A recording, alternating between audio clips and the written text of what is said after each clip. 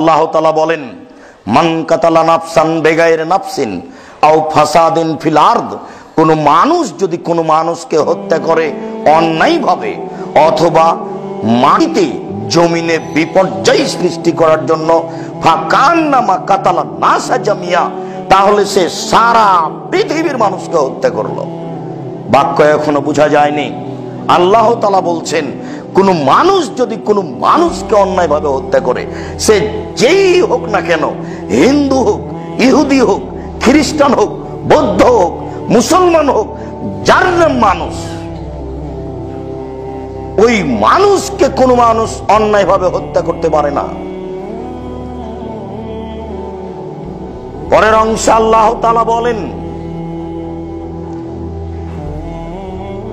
ফামান আহিয়াহা কান্নামা আহিয়ান নাসা জামিয়া, যদি কোনো মানুষকে কোনো মানুষ জীবিত রাখার চেষ্টা করে, না মারে, বিপদ থেকে বাঁচিয়ে দিতে পারে, তাহলে সারা পৃথিবীর মানুষকে বাঁচিয়ে দিল। পাশাপাশি দুইটা বাক্য আল্লাহ বললেন।